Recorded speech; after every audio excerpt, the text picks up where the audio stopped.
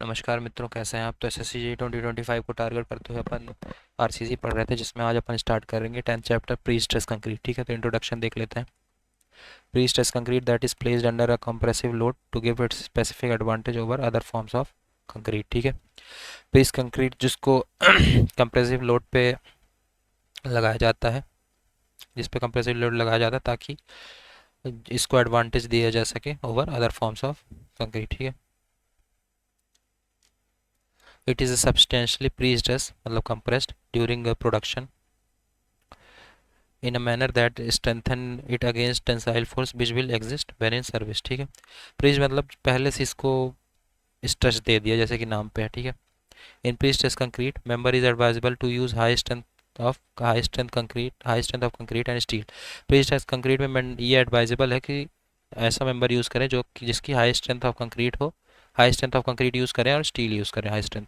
ठीक है, IS 1343/1980 related to pre stress concrete. IS 1343/1980 related है प्री स्ट्रेस कंक्रीट पे। ठीक है, कॉन्सेप्ट ऑफ प्री स्ट्रेसिंग क्या है। Pre stressing is the application of an initial load on the concrete structure so that the structure is able to counteract और withstand the stress coming due to service load. ठीक है, pre stressing का concept ये है कि pre stressing जो है, pre stressing एक एप्लीकेशन ऑफ इनिशियल लोड है कि कंक्रीट के स्ट्रक्चर में पहले ही एक इनिशियल लोड लगा दो ताकि जो स्ट्रक्चर एबल हो जाए काउंटर एक्ट करने के लिए जो कि स्ट्रेसेस उस पे आएंगे ड्यू टू सर्विस लोड्स। ठीक है, in pre stress concrete higher grade of concrete is use for controlling the pre stress loss. ठीक है, प्री स्ट्रेस कंक्रीट में higher grade of concrete use करेंगे ताकि प्री स्ट्रेस लॉस को control कर सके। ठीक है, अब देखते हैं needs for pre stressing concrete.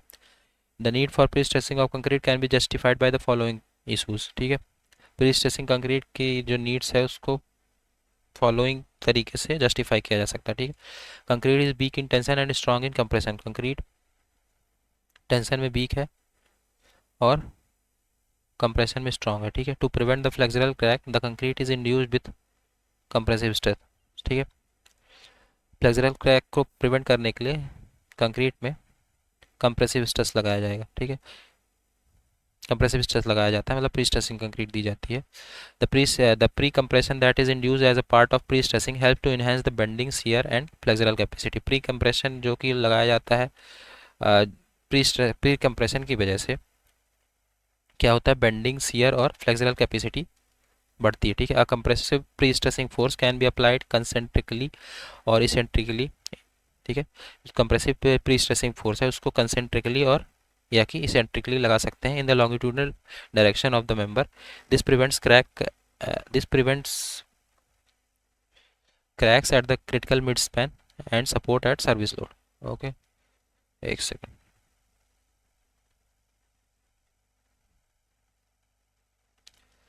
तो कंप्रेसिव प्री स्ट्रेसिंग फोर्स को अपन कंसेंट्रिकली और इसेंट्रिकली लगा सकते हैं। लॉन्गिट्यूडनल डायरेक्शन में ये क्या प्रिवेंट करेगा, क्रैक प्रिवेंट करेगा at the critical mid span and support at the service load. ठीक है,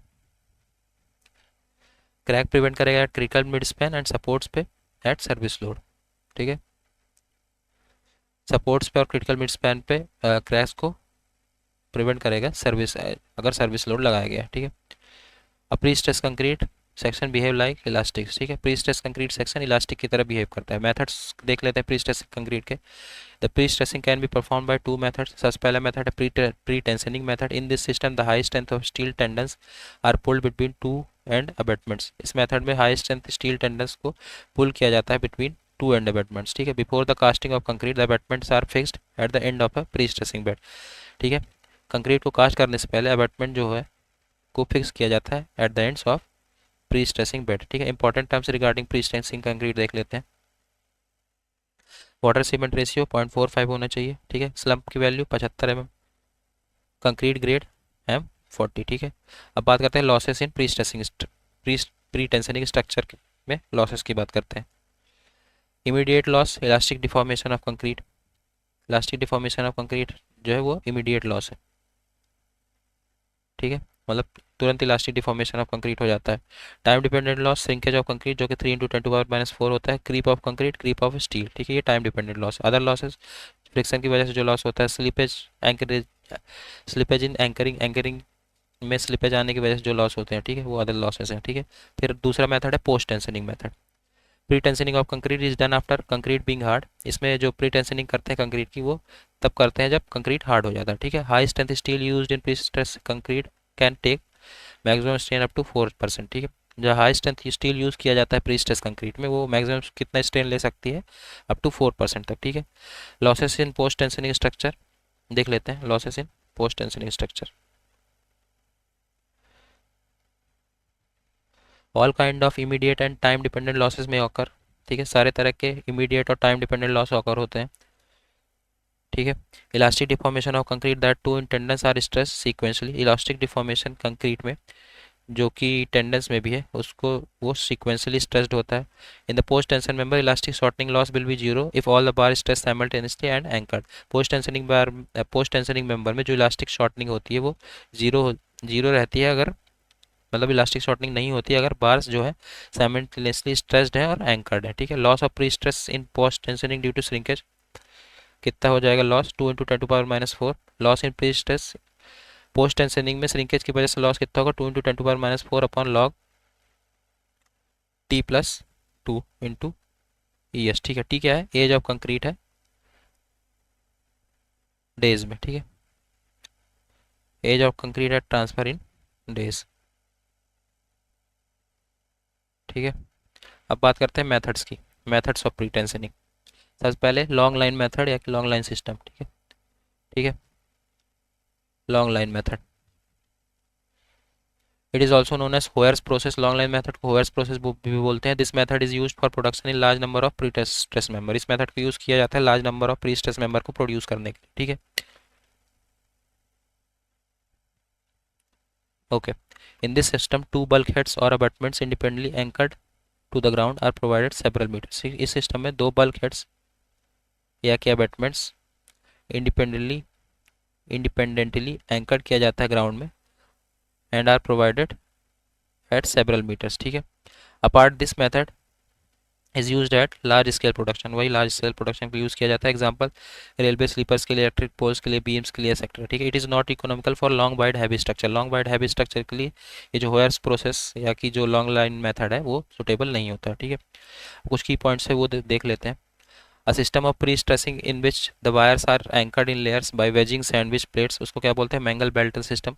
वो सिस्टम जिसमें जो वायर्स हैं वो एंकर्ड हो लेयर्स में बाय वेजिंग सैंडविच प्लेट, उसको बोलते हैं Magnel Blaton system. Magnel Blaton system. The material used in pre stress concrete are high strength steel and high strength concrete. Pre stress concrete में high strength steel और high strength concrete use होता है। Short term deflection of pre stress concrete of beam estimated by Mohr's theory, ठीक है। जो short term deflection pre stress concrete में, short term deflection of pre stress concrete को estimate किया जाता है मोहर्स थ्योरी से, ठीक है। अब बात करते हैं पोस्ट टेंशनिंग सिस्टम की।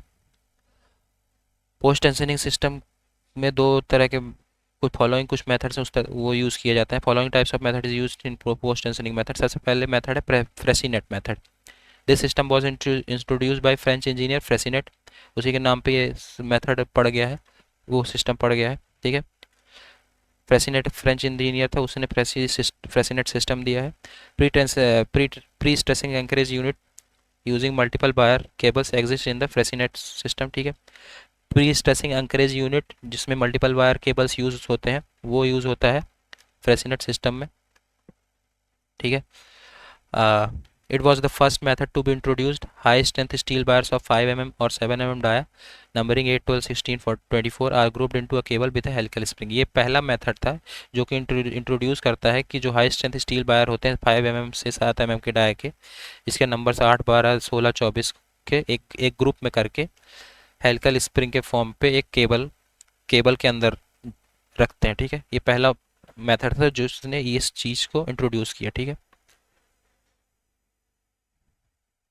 Inside spring keeps proper spacing for wire cable is inserted in the duct. Spring के अंदर एक प्रॉपर स्पेसिंग दी जाती है वायर केबल के लिए, ठीक है, and wire cable is inserted in the duct, ठीक है। Inside spring keeps proper spacing for the wire cable is inserted in the duct. This system consists of cylinder with a conical interior through which high tensile bar passes. इसमें इस system में फ्रेसिनेट system में एक cylinder होता है जिसका conical interior होता है जिससे हाई टेंसाइल वायर पास होते हैं, ठीक है। The advantage of this system is large number of wires can be tension simultaneously, ठीक है। इस मेथड का फ्रेसिनेट सिस्टम का एडवांटेज क्या है कि इसमें लार्ज नंबर ऑफ वायर्स को साइमल्टेनियसली अपन टेंशन दे सकते हैं। This system is based on wedge action, ये सिस्टम बेज एक्शन पे बेस्ड है, ठीक है।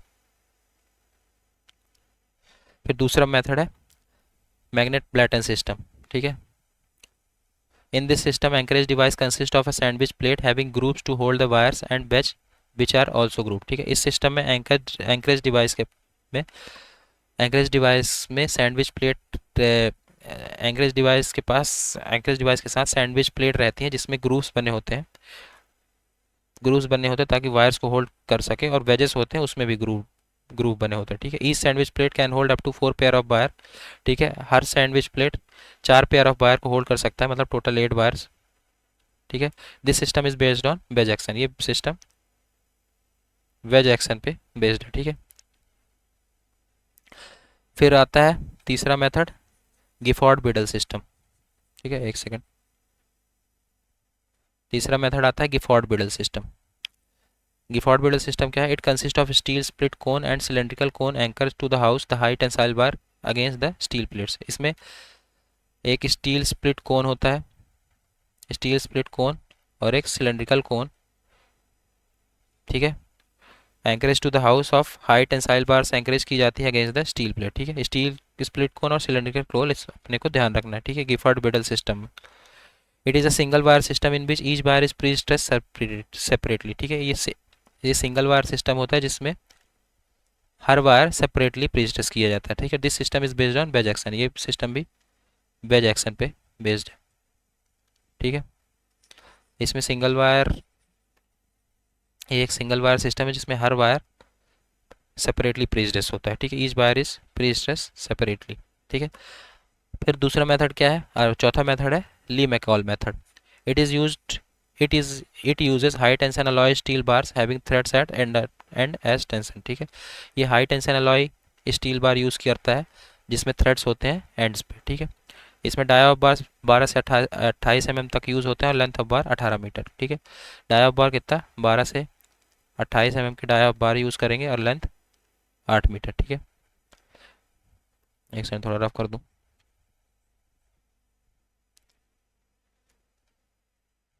The rivet or bolt heads or threads formed at the end of the bar directly bear against a block, ठीक है। The rivets or bolt heads or threads formed at the end of the bar directly bear against block. This system is based on direct bearing from bolt or rivet formed at the end of the bar. ये system किस पे based है कि जो ये system based है bolt से direct bearing के लिए, बोल्ट या रिवेट से जो कि एंड ऑफ द बायर्स में फॉर्म्ड है, उससे डायरेक्ट बियरिंग के लिए ये सिस्टम बेस्ड है। Direct bearing from bolt formed at the end of the reverse, जो कि एंड ऑफ द रिवर्स पे जो कि बोल्ट फॉर्म्ड है उससे डायरेक्ट बियरिंग के लिए ये सिस्टम उस बेस्ड है उस चीज़ पे, ठीक है। कि जो bolt end of the buyers पे फॉर्म्ड है उस पे डायरेक्ट बियरिंग के पे बेस्ड है ये सिस्टम, ठीक है, उससे डायरेक्ट बियरिंग पे। This system is based on the direct bearing from the bolt formed at the end of the buyers, ठीक है। अब कुछ मेरिट्स देख लेते हैं प्री स्ट्रेस कंक्रीट की। Merits of the pre stress concrete, ठीक है। Longer span length increase untroubled floor space and parking facilities. Longer span untroubled floor space और पार्किंग फैसिलिटीज को इंक्रीज कर देगा। Thinner slab that are important for high rise building as with the same amount of cost.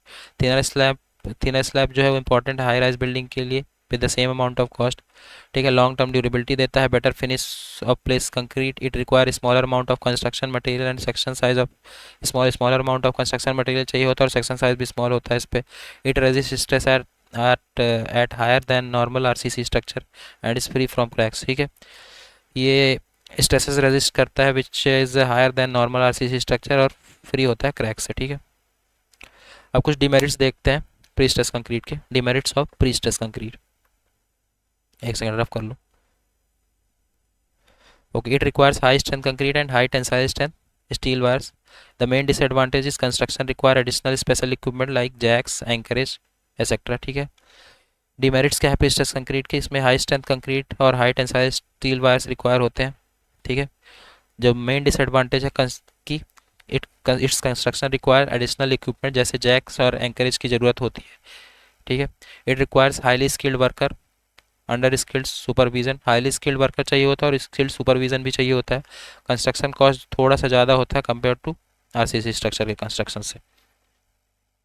Post tensioning के merits देखते हैं तो loss of prestress कम होता है। It can be done in factories and at the site also, दोनों जगह कर सकते हैं इसको। It is use for large span and heavily loaded structure, ये लार्ज स्पैन और हैवीली लोडेड स्ट्रक्चर के लिए यूज़ किया जा सकता है। डीमेरिट्स क्या है पोस्ट टेंशनिंग के? Requirement of anchorage device and grouting equipment, ठीक है, वही कि एक्स्ट्रा इक्विपमेंट्स की रिक्वायरमेंट होती है जैसे एंकरेज डिवाइस, ग्राउटिंग इक्विपमेंट, ठीक है। कॉस्टली होता है ये, it is costly. Additional labour cost और प्रोजेक्ट डिलेज एक और डिमेरिट है ये, ठीक है। एडिशनल लेबर कॉस्ट लगता है, प्रोजेक्ट डिलेज होते हैं, ठीक है। अब देखते हैं टोटल अलाउबल लॉस कितने लॉस अलाउबल है, ठीक है। इलास्टिक शॉर्टनिंग, अगर टाइप ऑफ लॉसेस की बात करें जैसे इलास्टिक शॉर्टनिंग तो प्री प्री टेंशन में 3% इलास्टिक शॉर्टनिंग अलाउबल है, पोस्ट टेंशन में 1%, ठीक है। क्रीप कितना अलाउबल है? प्री टेंशन में 6% क्रीप अलाउबल है और post tensioning 5%। Shrinkage of concrete कितना अलाउबल है? प्री टेंशन में श्रिंकेज 7% अलाउबल है और पोस्ट टेंशन में 6% अलाउबल है। रिलैक्सेशन ऑफ स्टील 2% अलाउबल है, प्री टेंशन में 3% अलाउबल है, पोस्ट टेंशन में, ठीक है। तो total loss 18% total loss allowable है प्री टेंशन में, 15% टोटल लॉस अलाउबल है पोस्ट टेंशन में, ठीक है। तो ये ध्यान ध्यान रखना है टोटल लॉस और पूरे लॉसेस, ठीक है, ये इंपॉर्टेंट है। अब बात करते हैं इंपॉर्टेंट पॉइंट्स की। Due to shrinkage of concrete और retardation creep strain is near about 0.0003, ठीक है। श्रिंकेज ऑफ कंक्रीट या कि रिटार्डेशन की वजह से जो क्रीप स्ट्रेन है वो कितना होता है? 0.0003, ठीक है। H by S D bar is use in pre stressing, है ultimate strength 1750 newton per m square and yield strength is 1260 newton per m square, ठीक है। H by S D bar use करते हैं प्री स्ट्रेसिंग में जिसकी ultimate strength 1750 newton per m square होता है और yield strength 1260 newton per m square, ठीक है। H by S D bar is taken in pre stress concrete structure according to IS 1785 and IS 2090, ठीक है। Pre stress concrete structure में H by S D bar ही लेंगे according to IS 1785 and IS 2090, ठीक है।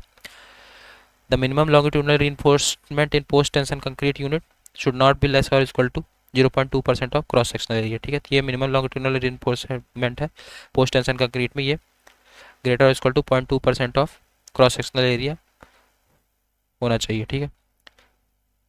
यह है minimum longitudinal reinforcement post tension में, ठीक है। फिर क्या है? A cable profile that produce no support reaction due to pre-stressing is known as concordant cable profile। एक केबल प्रोफाइल जो कि that produce no support reaction, जो कि कोई सपोर्ट रिएक्शन प्रोड्यूस नहीं करे, ठीक है, प्री स्ट्रेसिंग की वजह से, उसको बोलते हैं कॉन्कॉर्डेंट केबल प्रोफाइल, ठीक है। Cable profile that produce no support reaction due to pre-stressing is known as concordant cable profile। The ultimate strength of steel used for pre-stressing is 1200 to 500 Newton per mm square. ये है ultimate strength of steel जो कि pre stress use करता है, ठीक है, pre stressing में use किया जा सकता है, ठीक है, अल्टीमेट स्ट्रेंथ, ठीक है। Linear pre stressing concrete is use for beam and slab. Beam और स्लैब के लिए लीनियर प्री स्ट्रेसिंग कंक्रीट का यूज़ करेंगे, ठीक है। Circular pre stressing of concrete is use for pipes, silos and chimneys. Circular pre stressing concrete का use करेंगे pipes, silos और चिमनीज के लिए। Concrete for pre stressing work should have minimum compressive strength 300 kg per centimetre cube.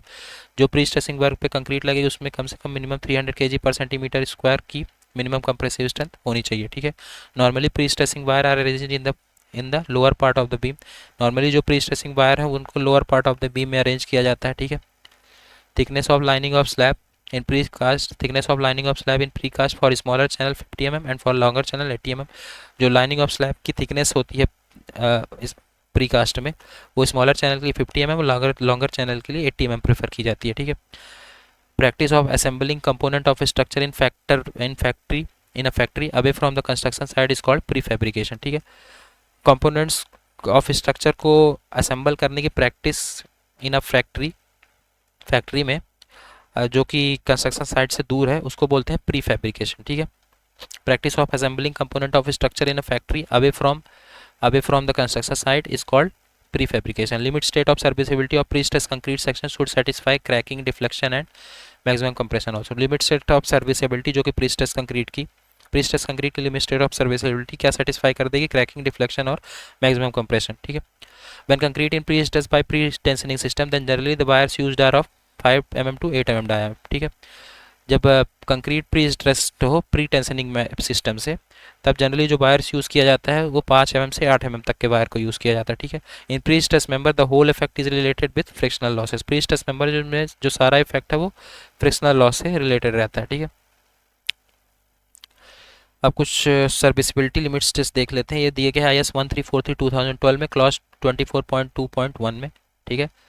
Class 1 structures, class 1 structure no cracking under serviceable load, class 2 structure no visible cracking, sigma less than 3 newton per mm square, ठीक है। Class 3 structure concrete section uncracked section crack width to be calculated to check, ठीक है। Concrete section uncracked, crack width to be calculated for check करने के लिए, ठीक है। जो कंक्रीट सेक्शन रहेगा अनक्रैक्ड रहेगा क्लास 3 स्ट्रक्चर में, और जो क्या बोलते हैं क्रैक बिट को कैलकुलेट करेंगे चेक करने के लिए, ठीक है। नो विजिबल क्रैकिंग में sigma less than 3 newton per mm square in class 2 structure, class 1 structure में कोई क्रैकिंग नहीं होगी अंडर सर्विसेबल लोड, ठीक है। ओके, सो पे यहाँ पे अपना प्री स्ट्रेस कंक्रीट कंप्लीट होता है और इसी के साथ अपना RCC भी कंप्लीट होता है। Okay, thank you so much.